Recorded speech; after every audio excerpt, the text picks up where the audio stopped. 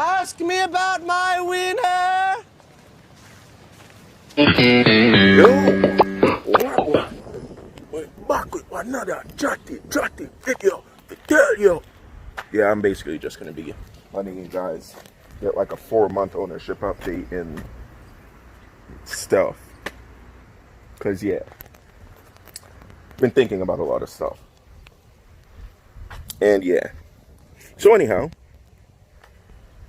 first thing I want to start with is how it's possible that the skyline ruined my channel. It's kind of weird, right? A bag, single turbo, RB25 swapped, full bolt-on, nice sound, great looking, Skyline R32 ruined my channel. Sounds crazy, doesn't it? But I believe that's the case. Because I do think because what the Skyline did was make a lot of my subscribers feel as, oh my god, that brake clearance is, god, bumbleclot, that's something close, you know. God damn, that's close. But yeah, what the Skyline did was kind of make people think that I was never going to make BMW content again and stuff like that. So it was like, yeah. But that was not the case. Because I still had BMWs through the progression of the thing. But my channel started off with E36 content. Well, as for cars, my channel started off with E36 content. I built my channel on E36 content, doing things with E36s that nobody was doing at the time, like just a whole bunch of stuff that nobody was doing at the time that a lot of people do now. If you guys go back to my old videos, you guys can see that. But that's where it started. So I got to the point where I kind of outgrew that E36 and then I wanted to do something else. So then what I did was picked up a 350Z. The 350Z did pretty well content wise, because again, with the 350Z I was doing a lot of things that people were not yet doing, and then that was right before the 350Z hype came. So those two cars, they did pretty well. The 7 Series I didn't have long enough to see how that would do on the channel, but yes, that's neither here nor there. Then eventually after the 350Z I got back to another E36 and I was going to do the what do you call it, the supercharger build and everything like that. And we all know how that went. It didn't go too well. Things just didn't really line up and whatnot. So it was like, yeah, just didn't work out. So I went to the Skyline thinking, this is my dream car. Granted, I don't buy cars for YouTube because I don't really make much money on YouTube. So I really don't do it for that. But I do buy cars with the thought that putting them on YouTube will grow the channel. But I wouldn't sell a car or buy a car just for the simple fact that it is going to be a YouTube car. I buy cars because I want them. And then I just so happen to put them on YouTube to grow the channel. But the Skyline, view-wise and subscriber-wise and everything, did not do great at all. Because I believe I only had like maybe 20,000 views or so, and most of that is from one video, maybe 2. I probably had even 30,000 views, maybe like 100 and something subscribers, which is not a lot. Even for a small channel, the E92, I have gained in 4 months, I believe, like 600 subscribers or something like that. Granted, the viewership is not that high, but the engagement, the likes, and everything like that is very consistent. And even still, like, I'm gaining 1 to 2 subscribers a day, which may not seem like a lot, but for my channel and how things were between cars and everything like that, that is a lot. And if you think about it, 2,400 to 3,000 subscribers, I gained a fourth in about 4 months. So that's actually a very good thing. But for the Skyline, it was an experience, and I'm definitely going to get one again. But I can say that it stunted the growth of my channel a lot. Between hopping back and forth from Nissan chassis to BMW chassis and stuff like that, and mixing up the content, it stunted the growth because it was putting my channel in too many different directions. But I'm not mad at that, because YouTube is still a hobby, not like my, not like my main source of income or anything. It's not even close.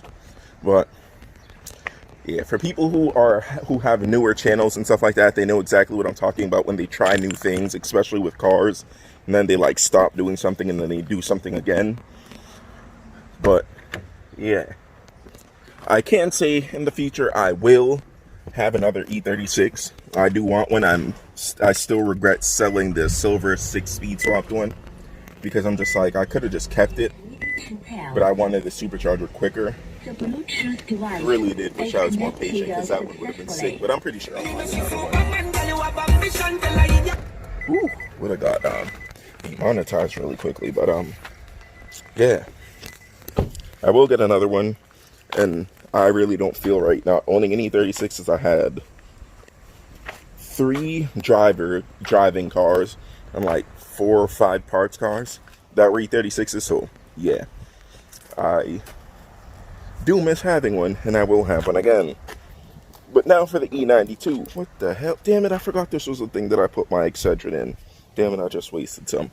But anyhow, for the E92, this has not only been my most expensive car so far, but I have grown the fastest with it, and that's definitely not why I'm doing it, because the cost far outweighs like the return from YouTube at this point, and that's not why I'm doing it. I'm doing it because I want to. But it's my favorite car, my most expensive car, the fastest car, the car that I've done the most to because it was bone stock. Then I went to full bolt-on, tune E85, and now I'm supercharged. And then I'm going to be modifying the supercharger kit and everything like that. So it's the fastest car that I've ever been building. And what I've been thinking is I need to start slowing it down and enjoy the car in its stages. Because right now, like with the Alpine tune, I'm trying to get it tuned by Alpine again, because I really love the way the car drove when it was NA. Because the Alpine tune is like very refined, but the ESS tune is just like a cookie cutter type of tune, in the sense that there's not much timing. There's no account for E85. Like, it senses E85, and the ECU will tell it what to do. Like, oh, you're getting E85 in this amount, do this. But it's not like changing the timing. It's just saying this is okay, use this much fuel. So yeah, I'm hoping that I'm able to get another Alpine tune so I can enjoy the car, and it'll be very, very, very aggressive like it was NA. And if that's the case, the car is going to be so much fun, especially since I have the meth kit to install, the smaller pulley to install. I'm also going to be getting my stock injectors rebuilt and a secondary fuel pump, so I'd be able to max out the kit as is with like stuff like basically off the shelf, things like that. And then I'll get the tune revised and everything like that, and I'll probably be around like 600 horsepower. I don't know how much I make now, but I'm pretty sure by the feeling it's around like 500 to 520. But yeah, I just wanted to give like an overview of how things were going on my channel and the progress and how things are going to be. So what I'm going to be doing is taking more time to enjoy the car in its like iterations and stuff like that, because I've been moving really fast. It's been 4 months and I've done a long range of content, but I haven't really gotten in depth with it, and that's the problem. Like, I'm a very impatient person and I need to learn patience. So for anybody who watched this video so far, comment E92. But anyhow, thanks for watching. Like, comment, subscribe. This was a very chatty video, as I said, and I kind of just ranted and whatnot, but that's all I really can do right now, because I'm just waiting for shop time to get the meth kit installed and everything like that, so I can do the next thing of content. But if anything, let me know what you guys want to see me do with the car. I'm waiting for the dyno, because I need to do the meth kit first. After that, I'll go to the dyno. Track time, I'm waiting for the meth kit, because I don't want the car to be, I don't want to be beating on the car while it's getting so hot, because the IATs will make the car drop 100, 120 horsepower, and then at that point, it doesn't make sense. So that's really what I'm waiting for. A lot of things rely on the meth kit, but right now I've been showing you guys driving videos and little mods that you guys can do on the supercharger kit, how things sound, everything like that. But I could do some polls. I can't do 0 to 60. I can do street races, which I do plan to do. I can do quite a lot, and I do plan to do so. So anything else you guys want to see, let me know.